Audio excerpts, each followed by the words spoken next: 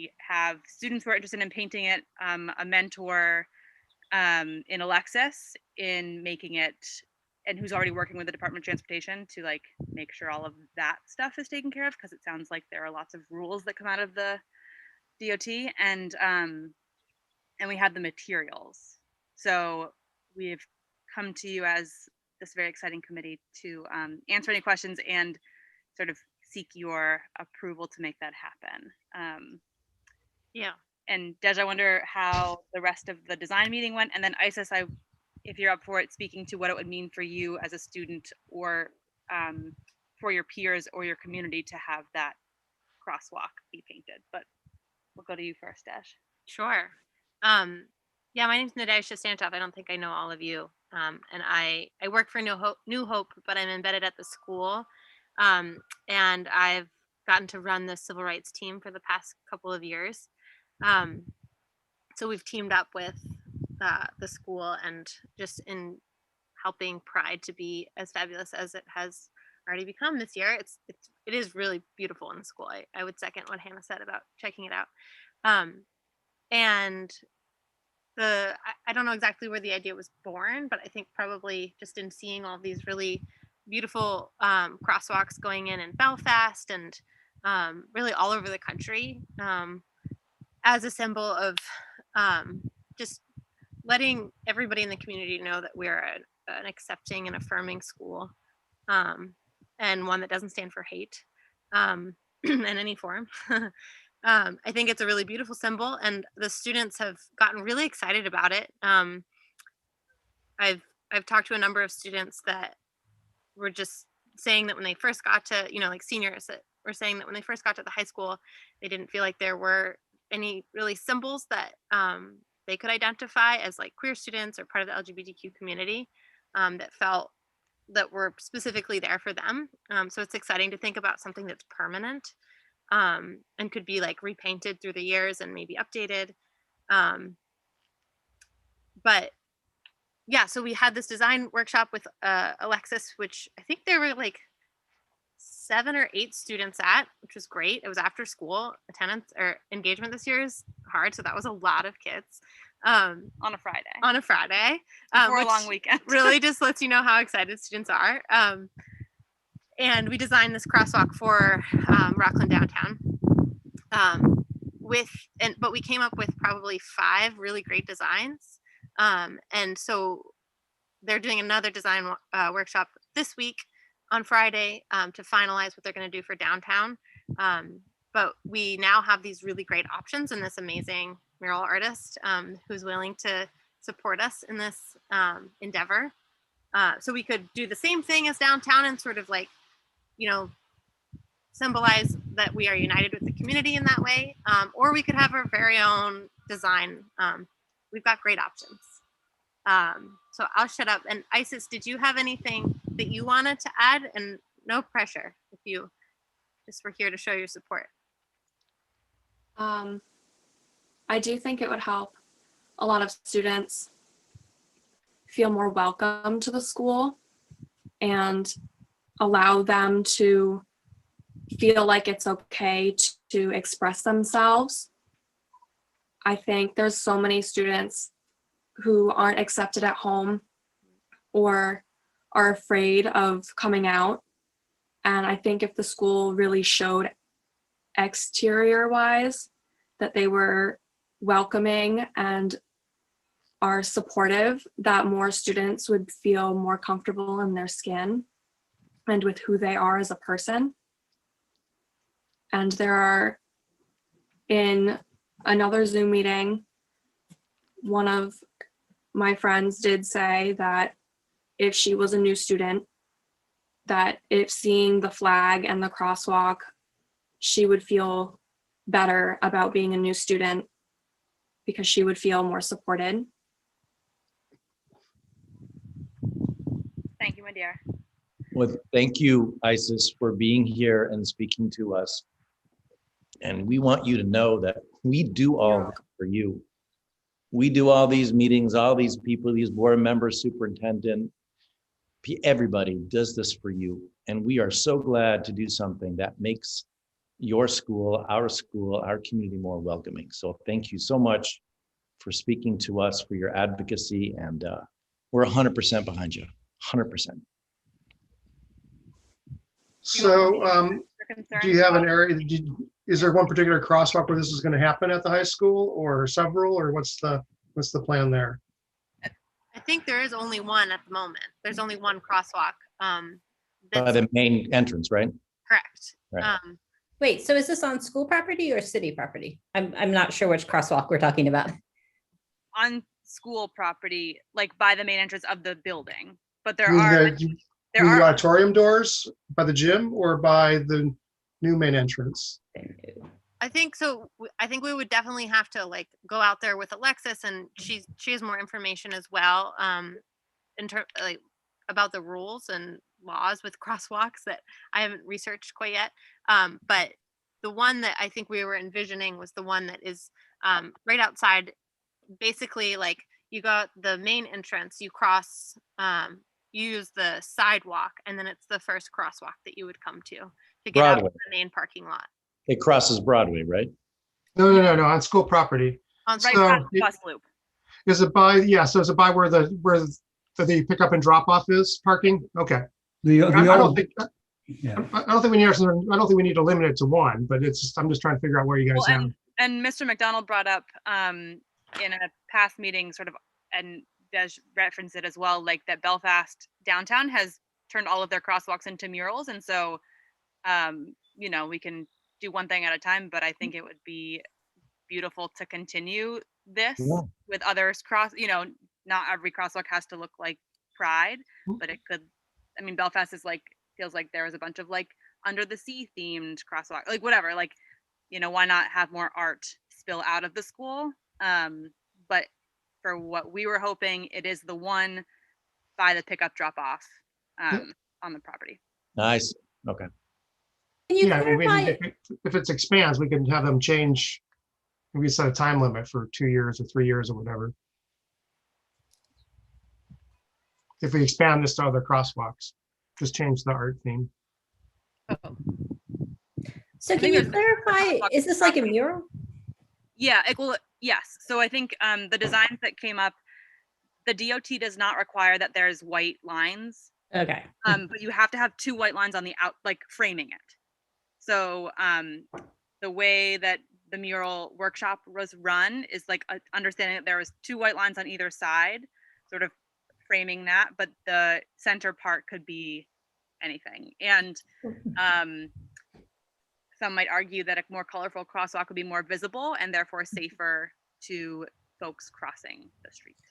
I think it sounds wonderful because I was originally just thinking we were painting it in like rainbow colors. So this sounds even, which was lovely, but I really like that there's a lot more artistic, creative energy going into it. And I'm glad we have that flexibility with the crosswalk. Yeah, I had pictured it as a rainbow flag too. And so if possible, I would suggest that you can bring a sketch to the board meeting on Thursday so that everyone could see what it is being proposed. We haven't decided on the one that we're going to do because we haven't had the okay to move forward. Like there's 5 designs, it sounds like, that came out of the workshop, which we can show you as examples. But I would like to leave it up to the kids to come back together, which won't happen until Friday. Okay. And on I just what think we need to have someone needs to be in charge to say, yeah, that one's going to be acceptable. Whether that's John or I think that we just need to have somebody from the central office weigh in and say, yeah, that's good before we just I start can painting send it. the designs to John if that works for Yeah. you, John. Does that work for you, John? Yeah, so a couple things. So first of all, this project has my full support. I met with the civil rights team. Previously on the project, I gave them the go-ahead to fly the pride flag, which I think is wonderful.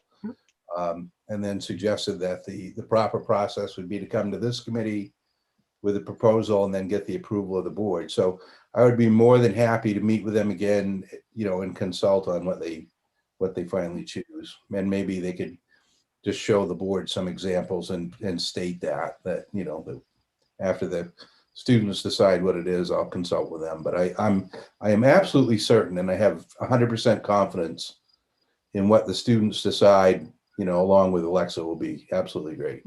If we can do that decision-making process via email, I think that would be best, considering we've got seniors who are finishing up this week and then exams starting very soon. Yeah. Do we have any more meetings planned altogether other than like the Friday workshop? So we will get the photos of the designs to you, John, via email, and then you can share with the committee. And then once the students gather on Friday to choose a design that they want at the school, we'll share that with you, but we'll give you the previews, That works for me. I'm always on deck 24/7, 365. Perfect. Except for 2 weeks when I throw my cell phone in a drawer. So Yeah, right. Yeah, we need you to jump out there. Yeah, it's true. I'm Chelsea? curious, just because we're voting on something, so I want to make sure we're following our procedures. What are our procedures for approving artwork or things like that on a board level? Like, do we require designs? Do we have a process or anything like that? there's no policy. The only policy that comes close to it is memorials. But this is something short of a memorial since it's paint. Okay, so we have the flexibility to approve something without having to have that in place. think- Okay. proper process is just what we're doing, comes to Facilities Finance Committee and then up to the board for a vote of confidence on it or a vote of approval.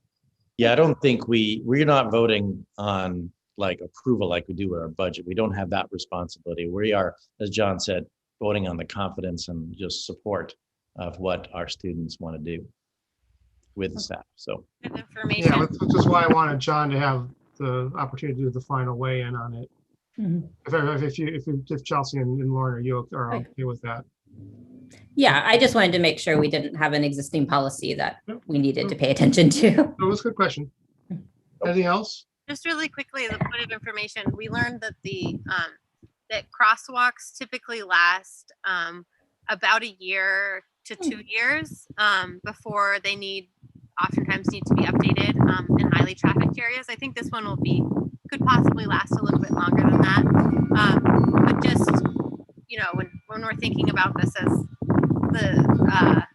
just like how big of a project it is, it's definitely not a super permanent project. I mean, the hope would be that we could eventually repaint it, and we know how these symbols often change and keep up with the time, so it feels like a fitting thing to update in 2 Right. years. But it wouldn't be like a forever sort of situation. okay. I just had one other question. Nadij, you mentioned that that there weren't a lot of symbols for students coming into the school. And I was wondering what other conversations you're having about creating a more welcoming space. Because that seems like such an important thing to do. And this is a great step, and it's an important one. But are you thinking sort of more generally as well?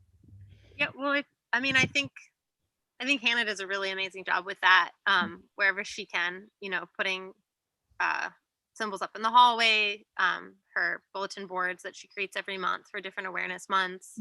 I don't know if y'all have been to her office, but it's also very symbolically beautiful. And I think that since the renovation at the school has taken place, we're starting to think more about art and how we put those symbols up. I don't work for the school yet. Okay.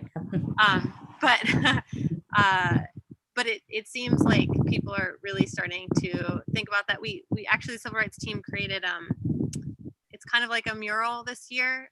It's a spinning wheel, and it has all of the different identity categories on it, and just says like Oceanside welcomes everybody, and then and that's right in our main hallway now. So it feels like it's happening. I feel like Hannah could definitely speak to that question better though. One of our exchange students who got an honorary diploma last year, he painted our someday when we can, the goal is to have Pride at Oceanside and then bring students to Pride in Portland and like march in the parade. So he made us a banner last year in hopes that we would be able to do that, but obviously we couldn't. So that it's a beautiful piece on a large canvas, and one of our custodial staff is like making it into a frame so that it can be permanently installed like as a mural on the wall. And then I think now that the construction at this point is on pause, we can start to think about like more permanent permanent art installations inside the school. But that is sort of, I think this is like the start to that right now. Yeah. That's great. That That's sounds great. like a good future. Yeah. Great. Great news. Just love hearing this stuff. It's wonderful. Just wonderful. Anything else? Thank you for coming. Yeah, thanks for coming. Talk to We'll us. see you on Thursday. Well, yeah, we will email designs. We'll get them from Alexis, and Yeah, it'll probably not be Friday. It'll probably be the following, because the design workshop isn't happening at OHS on Friday. That's true. So we can plan on getting those to you early next week, we might be able to get some drafts before then, possibly. like tentative, you know. Yeah. Yeah, it might be helpful just to have some pictures because I just had trouble visualizing it. And I think it's such an exciting idea when you get the fullness of it. So Yes. Yes, I think that we can get you the drafts that students sort of submitted, and then knowing that not that one of them is final or anything yet. Fine. Yeah. Yes. Okay. Yes. I Great. will, Yeah. it'll help a lot for a lot of people who can't visualize it. Right. True. And I think it's good for the board to know your process. Yeah. I think to me, that's even more important than actually the final decision. Right. I mean, if Isis wanted to talk about the designs that were created briefly, Isis was one of the people that submitted designs. Okay. But I don't need to put you on the spot again, Isis. You're doing awesome. Okay. Some of them had a lot of different shapes. There were hearts, and Hannah did bubbles. There were diagonals, which that was in Dej's one of her pieces. I did one that was hearts on either side of the crosswalk in rainbow, and then the crosswalk itself, like the center was red and it looked like a rainbow going outward. There were a lot of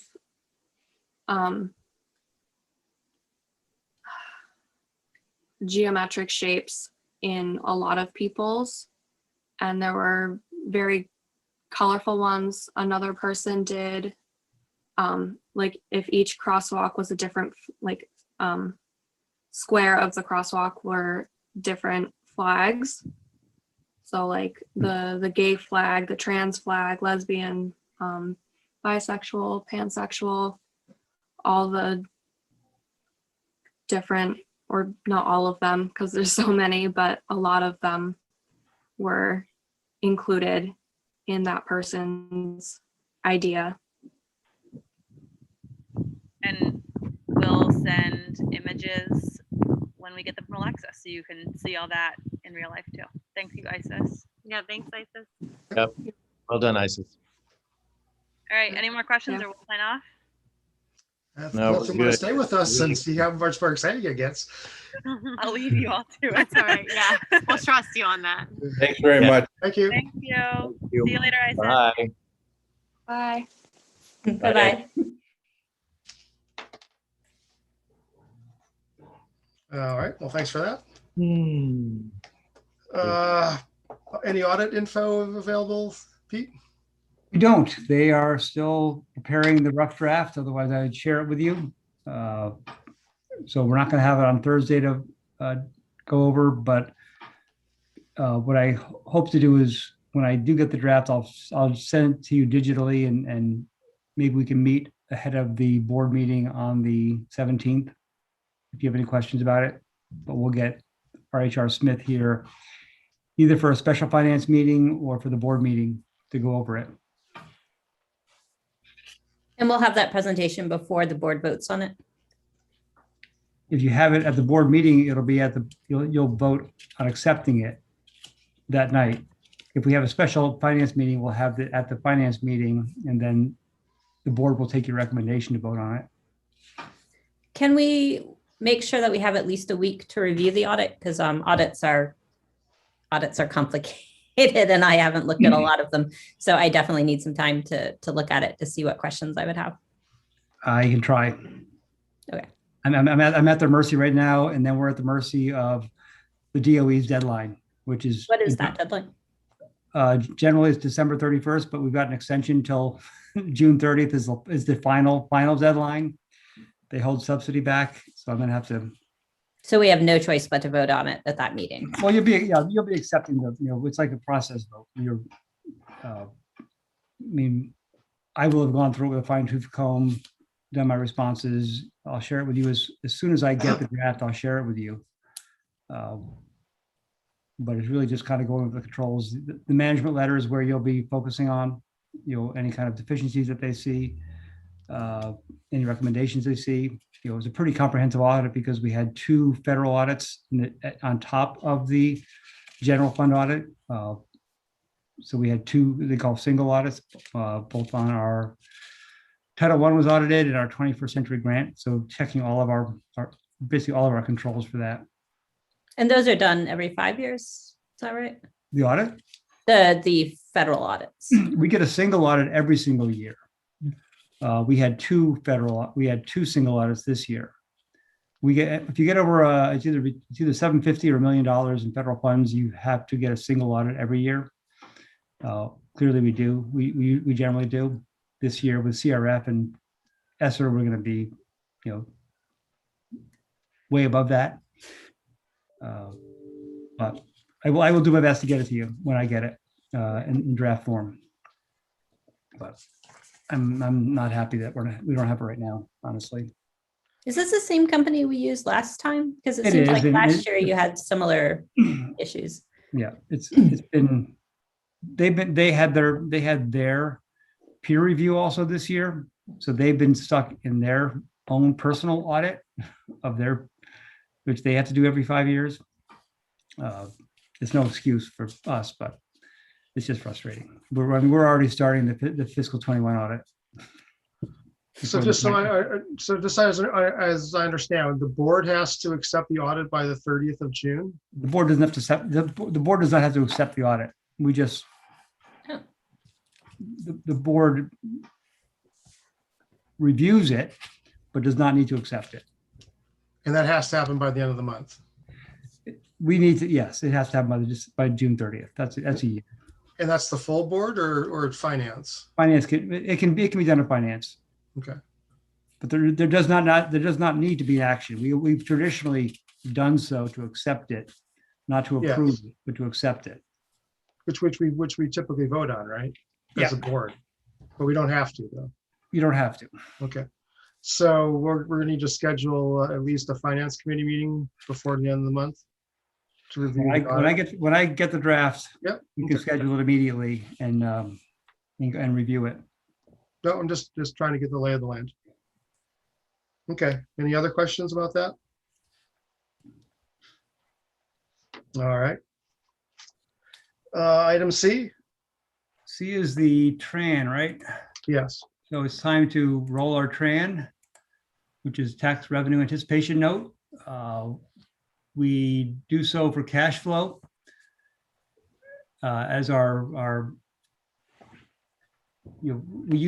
traditionally we've used fund balance to cash flow us. If for anybody who might watch this later on, the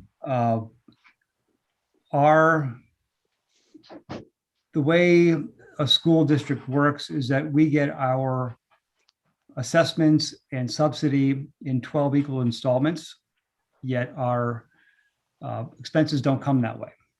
For example, this year, we will have 2 payrolls before our first penny comes in from the towns or the state already. So that's almost $1.5 million, $1.6 million immediately before our first penny. So that's kind of an extreme example, but that's what's happening right now. We then have bond payments come up in September. It's another $1.5 million. So our cash flow is not linear like our revenue is. We also this year will be spending potentially a great deal of COVID money. And so I've anticipated kind of an estimated expenditure on that for the first year. I've estimated that we're going to spend 4.7 million out of the 8.5 million this first year. It was totally an estimate because we haven't even got the projects submitted yet. And the way things are changing, we have a pretty good idea what we need, but that's changing. So I put that in there and I kind of estimated what that cash flow looks like. And I estimate the revenue, the reimbursement from that at about 60 days after the end of each quarter is how I do our cash flow. We then, what we're allowed to do is we figure out our biggest negative drawdown month in a typical year. And then we can add 5% of our previous year's budget to that to come up with a maximum amount that we can legally borrow in a tax revenue anticipation note. And this year, with about $40 million of expenses, including COVID money, our biggest drawdown, our legally allowable amount to borrow in a TRAN is just over $7 million. Doesn't mean we have to borrow it. Doesn't mean we need to borrow it. We were authorized this past year at 4 million, and we borrowed 3.5. Our cash flows will be even better next year, only because we are underspending this year. So that's going to begin to help us.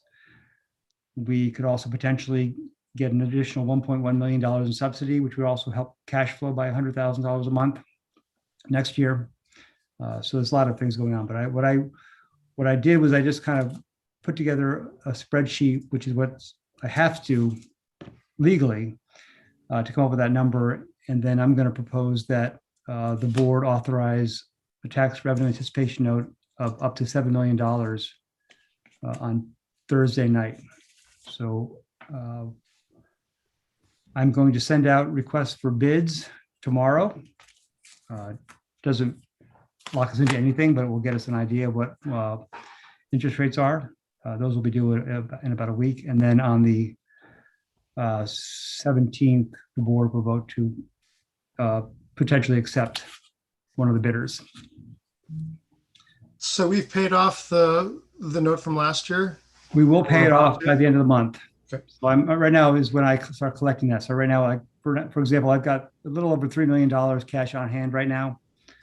And another with another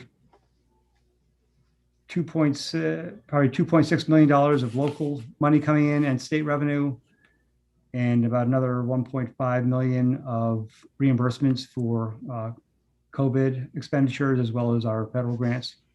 So I'm anticipating that we'll be, we'll pay off this in June, and then we'll immediately have to borrow at least some to get us through that first couple months, or the first month at least, and then potentially more if we have to start spending money on modulars or other big ticket items to get some of these things done. So this is the second time I've heard the board meeting on the 17th. Is there a board meeting on the 17th? Yep. And that's to review the election for the most part? We're going to have to do business items and do a workshop and elect leadership. Okay. John will start the meeting. He loves that. He loves to start a meeting. Any questions about the TRAN, Chelsea? This is kind of related to the TRAN, but there wasn't an agenda item for it. I was wondering if we could talk a little bit about how the COVID plans are shifting, because I know that there have been some changes to, or proposed changes. I'm not exactly sure what happened to distancing requirements. So I'm wondering how that's impacting the thinking around staffing and modulars and things like that. Distancing requirements have not changed. So we're still proceeding with the idea that there is going to be some kind of social distancing requirement. However, as you know, things change quickly. So we're trying to be nimble about this. We're definitely looking at any staff that we're hiring, particularly the 1-year positions, if they're absolutely needed or not. It's a little hard to make decisions in such a I would say uncertain environment, but we're taking our best guess as we go, as we move forward. And I'm trying to stay as on top of it with information coming out of the DOE as I possibly can. So regular meetings, they're bi-weekly with a commissioner. I have another one next week. But, you know, if something changes rapidly at the national level, that certainly could have an impact on what we do, particularly in terms of hiring staff. So the distancing requirements for vaccinated students and teachers didn't change. Okay. Nope. Okay. Nope. Schools. Nope, not for schools. Maybe it might be, maybe to answer the question differently is what hasn't changed. So I guess what we know it hasn't changed is we know that the summer programs are still being planned and will still happen this summer and the following summer. I think after talking to Stephanie, we know that a couple of the positions that have been requested, which are student support and student recovery type positions over the next 3 years, those we're going to keep. And we know we have to spend at least 1.2 million out of the last COVID 7. No, this is 1 or 2. So we've got 1.2 million that we have to spend on recovery. So we know that those expenses are going to happen. So we're just strategizing as to what fund to spend some of that out of. But I think we are pretty sure that something with the modulars will continue. We'll continue to pursue because that has a long-term benefit to the district. Although we're not feeling the need to make sure they're up by September 1st. So we have a little bit more time to wait for prices to come down, the demand to go down, and when we kind of do it on our timetable. Yeah, I wanted to ask you specifically about that. So I'm glad you just addressed it. So we feel comfortable with how things are trending, that they're not necessary for us to open September 1st. And if they are, I think Gerald touched on this months ago, we have an alternative plan. We have other ways of doing it to handling this. But we're still justifying it because we have this extra staffing for recovery and we need someplace to put them. I think so. It still makes sense. As long as the projects still fit, the original purpose of it, I think we can make it happen. But I think those are the things that I know Stephanie and I talked about even this morning about what's not changing. And that's kind of the rest, every day is a different. So because the modulars affect like a domino pattern, what we do in our facilities, what you're saying today right now is that you're not rushing into purchasing them because we don't need to have them September 1st for distancing. We can do other things, and the prices will come down and any other factors. Is that what you're saying? And even when we first had some visitors from the companies at the sites, it wasn't going to happen. There was such demand on the time, the factory time to get these built. In an area, because they build them all over the country. So while there may have been factory time in California, we couldn't. The delivery would have been too much. But the times there wasn't much available in the Vermont or the more local factories. I worried about that completely when we first started talking about it. I was like, can they actually be delivered and installed by September 1? Man, that's why we didn't pin all of our hopes to that. Now, just to be clear, the money to support them will not be taken away from us if we're not up and running in the fall, right? We plan to have at least preliminary projects, to the DOE for approval later on this month. Okay. So we're finishing up. We've actually closed out CRF 1. Okay. We're closing out CRF 2 right now, which we've shifted as much expenses into those short-term grants as possible. We basically have only spent 2 positions, the class size reduction position and the Title I position out of the first round of ESSER, the first CARES money we got, that $600,000. Yeah. So we will only spent about $130,000 out of that $600,000 by the end of the year. Yeah. What I'm trying right now is to make sure that, because the CRF money has to be spent by June 30th. So if it's, so for That's example, two. the COVID-2 money, yep, has to be spent by June 30th. Okay. If there's any expenses that are left over, for example, we have a project in the CRF to replace water fountains with water bottle fillers. Mhm. So we can't get that done. So I've had to move that money into the ESSER money, into the COVID-1 or COVID-3 money. Okay. So we're trying to backfill a little bit, with some expenses to basically make sure that we spend all of the CRF money as quickly as possible and have it all completely committed by June 30th and in hand by June 30th. Okay. So we don't give any back. Yeah. And then we'll be able to, the projects can be all the ESSER money. So COVID 1 and 3 or 4, 1, 3, and 4 can all be used on the same projects. So they can, but there are certain requirements like the 20% for recovery on the COVID-4 money that's not on the others. So we're trying to make sure we strategize the use of that money and projects as best we can. Okay.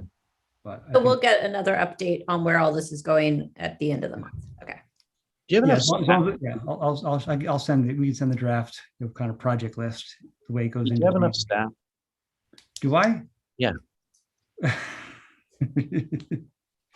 We're good.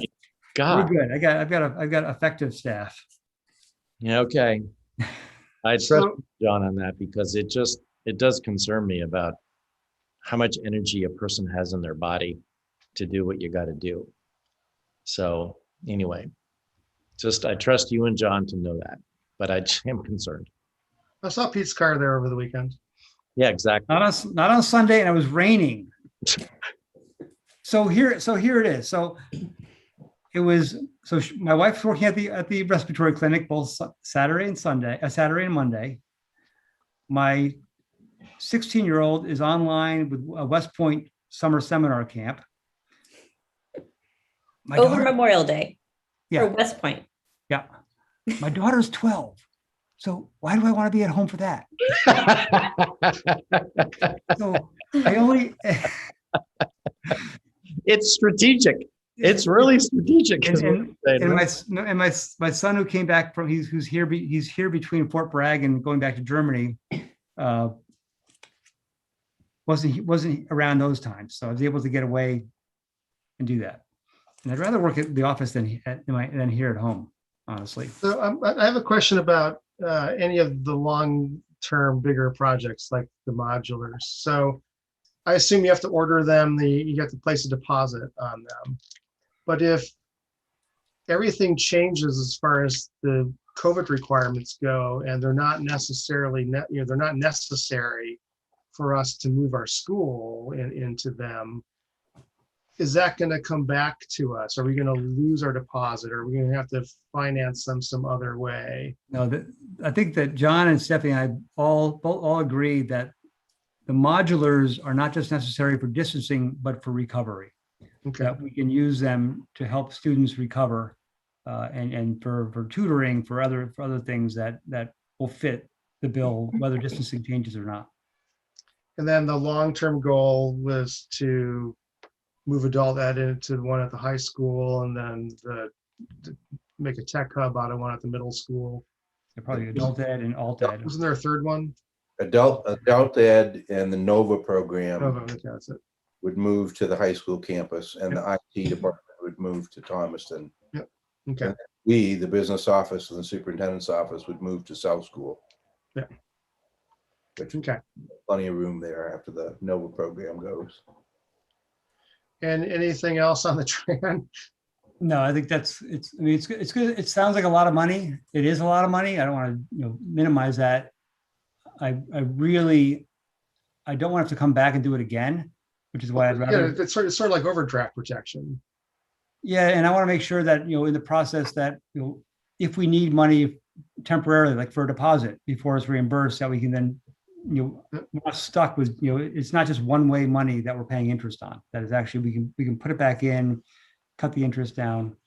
And it would have to be paid off by June 30th, 2022. It's a 1-year note. It's generally, it's a 13, we've always written them as 13 12 months, but I believe they are allowable under 13 months. I'm writing it up as of July 1st, 2021 to July 31st, 2022. Okay. But But it's a very limited time frame. Yeah, it's because you're really only using it to cover your operating costs. You can't use it for capital expenditures, This is cash flow. exactly. Wasn't this what happened in 2008? Is cash flow for the government or businesses or whatever it's called just turned to dried up, and that just escalated and Yeah. right? What was it called? That cash flow thing? Anyway. Well, it's with the government, change their process of paying out federal grants around then too, where the grants went to a reimbursement system. So they would normally, for example, they would have given us the $8 million. So here, put in your bank account, send us reports on how you spend it. Mm. Whereas now you have, if you do ask for a prepayment, you have to spend it within 2 weeks of getting it. It has to be out of your hands 2 weeks. Yep. And that requires a lot of paperwork, and I'm not sure Maine participates in that. Okay. Well, and the Tran, I mean, we're not keeping the note for the whole year because you mentioned we'll get reimbursed quarterly. So you'll pay back the Tran. That's the quarterly. idea. So I got to make sure the money can go both ways. That we can. I know we can close it out and you'll be done with it anytime. There's you can prepay it, but can we prepay it? If we take out 2 million, can we put back $1 million and have that not count? The other. I mean, if we just use your example, if we do the 2 payrolls and it's $1.6 million that we take out of the Tran right away, you can pay back how much of that. We're only paying interest in what's been. That's the idea. Okay. I Anything else on the Tran? I have nothing else on the Tran, but I'll share the documents that I'll send those tonight. I just finished them up with the lawyer today. Okay. So you can see them. Both there's a bid document that I send out. There's the board vote, and then there's the cash flow worksheet. I did figure out we probably are. I'm estimating that we'll probably have accrued about $62,000 in interest on this year's Tran. I know we were budgeted in the 70, I think. So we're. Yeah, that's a good number to have for Thursday's meeting, so we can the board can anticipate what we might be paying for interest. Yeah, so I wanted to make sure. That makes sense. That was 1.99 at that rate. And again, No, that's good. That's good information. All right, ongoing. We're still no surprises. I'm sorry I didn't get you the copy of it, but I just finished up. Didn't get to that sun or whatever day you saw me there. Well, just a car. I didn't see you. Just parked there and walked out. I have gone through, and I'm pretty confident that conservatively we will have underspent the budget by about $1.4 million this year. Wow. Wow. That's huge. So again, that's been very deliberate on the way we've operated. Does that mean there's lots of board junkets we can do? We're not going to have that discussion, Lauren. But it is. I am curious as to where does that money go? That goes to the first thing we'll do is backfill our fund balance. Okay. So that will put us at about a 0% budgetary fund balance, a $0 budgetary fund balance, leaving about a $2.6 million gap negative fund balance, which really represents 5 payrolls. And that's what that will be. But you can see why with this cash flow, when I send it out, you'll see why having a gap fund balance of 0, so having that extra $2.7 million allows us to cash flow ourselves. Yep. So I think we're good. So I think that's we'll be in a better position. It was remember the alternative was just going out and asking for an additional assessment from the towns, which we didn't do. And are there savings, if you want to call that, or underspending that will go forward? So you'll see the same underspending in the next fiscal year? Or is this a lot of this is just COVID, like the transportation? A lot of this is just COVID. I Okay. mean, really, a bulk of this is just COVID. There was, we knew we had some, we knew probably 350,000 was that 5th year of MLTI that we didn't. But remember, we had talked about all the projects that we were going to do in technology by not spending it on MLTI, like a refresh of the administrative computers and just our desktops and things that we needed anyway. But we were able to use that COVID money for that. So that was able to, we protected that. But next year, MLTI, or that, at least that payment is due again. So Okay. that won't be there. So once again, the state's going to give us more money at some point, right? Moving up to 55% for everybody and all that kind of jazz, right? But we don't expect to see anything from that this fiscal year. Is that correct? We won't be able to do anything with it without a special, we won't be able to do anything with it without a special referendum. If this week the budget gets approved, Yeah. and if the budget actually includes money for fiscal 21, fiscal 22, Yeah. it's estimated that we'll receive an additional $1.1 million of subsidy that we're not authorized to spend. Yeah. Okay. So that will go again to fund balance by the end of the year. That will be additional revenue that was unanticipated that will go to fund balance, which again will help us, including and will help get us back to a positive budgetary fund balance. Will still be a negative gap fund balance. I can guarantee you that there'll be some clamoring to reduce people's taxes with it. But that same $1 million, $1.1 million will also show up again in fiscal 23, and that's where it will show up. Substantially, you are correct. You are right on the facts. I'm just talking about public perception and Yep. what may be. I get that, and then I guess, and that's the, I think that's, well, whatever.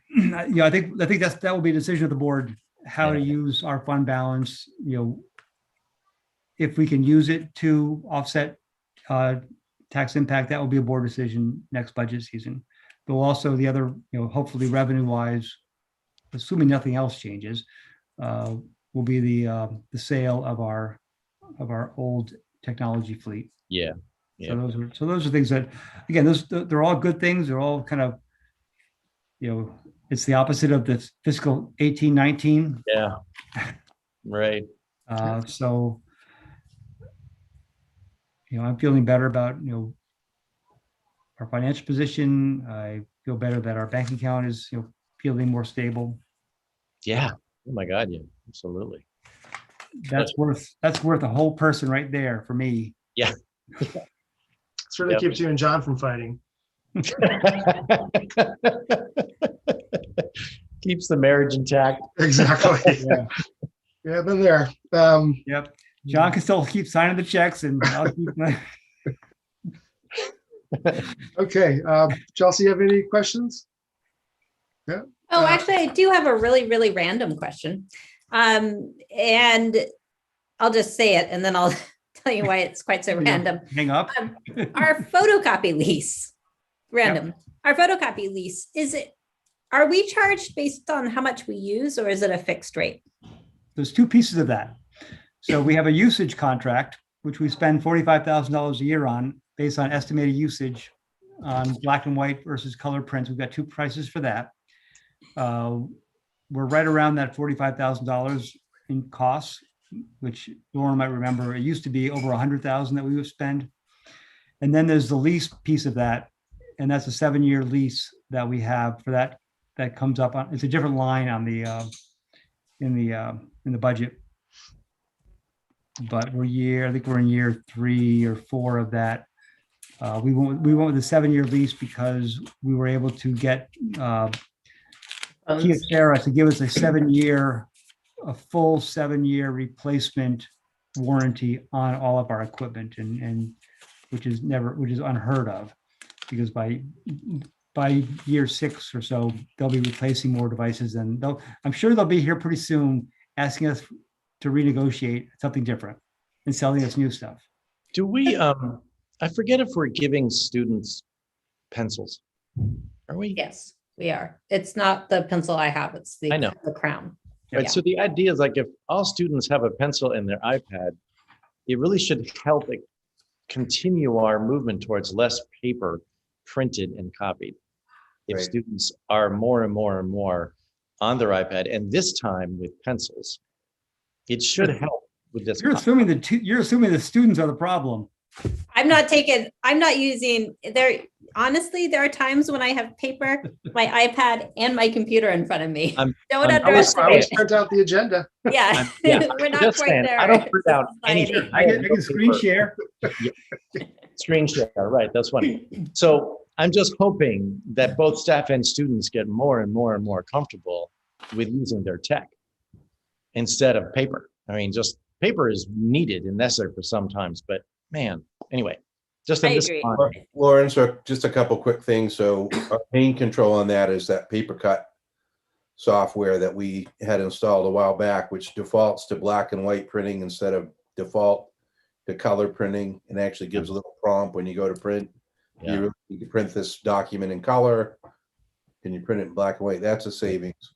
Right, We are finding, and this, more or less anecdotally, I mean, teachers and students are doing a lot more online in terms of Google Docs and Google Classroom and all kinds of things, yeah, as opposed to just strictly paper. So I can tell you for a fact that that is happening. And I think certainly COVID brought the use of technology right to the forefront. yes, And actually my research study showed that as well, that teachers were reporting that. So yeah, really good thing out of a bad situation. yeah, I agree. I'm glad the paper cut program doesn't just randomly give paper cuts to people. I'm That's actually always curious what the data is on that paper Blood cut. all over the place. So I'm curious what the data is on that paper cut, because the reason I had the question was that I had a constituent bring it up to me and I wanted to follow up with that person. But it'd be great if I could say, hey, we've reduced, because the concern was that there's a lot of color printing coming home. So it'd be lovely if I could say something like, this paper cut software, we have cut our color copies by 75% or something tangible like that. I can do that from the original presentation from 2014 when we first did it. It was like one of the first projects that we got into. I would just guess anecdotally that we probably spent more this past year on sending packets home, Yeah. sending stuff home than we did in prior years. Well, why did we, but the concern is not that the packages are being sent home, it's that it's in color instead of black and white. I think the period of emergency learning, we absolutely used a lot of paper because things are going home on paper. So that's a fact. But, I think we can probably definitely pull some data that will show that it does create a savings with that default being black and white as opposed to color. So I think Well, at least it's an override. So people are consciously thinking, do I need this in color? And you theoretically, they're get a big message in front of you saying, are you sure? And then it still tries to make you do it in black and white. So it sounds like most people are using it intentionally or should be. They have to. Maybe They have to be very intentional to use a color. And I think when I went through the analysis for this budget year, I think I actually reduced our spending on copying based on history even more than we had. I think it was 40, maybe it was 50,000, but now it's 45,000. It was one of those lines that was negative. All right, so Gerald, you all set? Is this meeting all set? I want to thank you, Gerald, for your wonderful stewardship, leadership, and commitment to this committee and what we've been doing. Thank you so much. I will thank you again publicly on Thursday night, but just with us folks, thank you for all your hard work that you've done. Didn't do much, but call the meetings to order. Lauren, Let's go home. Lauren, what are we doing with negotiations? Do I need to create a new Zoom and send it out or what? No, but just stay on the line, and Tom's going to join this meeting if he can join us. He's umpiring a game, right, in Searsport. So once he stops calling balls and strikes, he can probably join us. I thought you meant he was going to referee the negotiations. Yeah, exactly right. Yeah. Yeah. I was telling him tomorrow, like, just, call foul ball if you need to, then that's fine. And at what time are we doing that? 6:30? No, we're just starting. As soon as Oh. this meeting is over with, we're starting. 'Cause I got to go grocery shopping, get home at some point. What are the negotiations for? Is this the support staff? Okay. We want to vote on that on the 17th of June also. Is vote on- Wait, seriously? Yeah, seriously, want to vote on a contract because it expires on June 30th or 31st. What is the day in June? 30's end of the month. 30, yeah. So, Are we gonna see a draft of that contract before then? yeah, we'll, You have to do do the executive best we session. can. Once it's What'd you say? negotiated, You have to finish it. And, I'm really pushing it to be done tomorrow's a big meeting to get most of it done, I hope. We've gone through a heck of a lot, but I want to finish it up early so we all can talk about it. They can talk about it with their membership, and then we can hopefully ratify what we have on the 17th. We'll see, but that's the Cool. goal. All right. Well, good luck with that. Thank you. I'll see you later. See you, Chelsea. See ya. See you, All right. John, See ya. Lauren.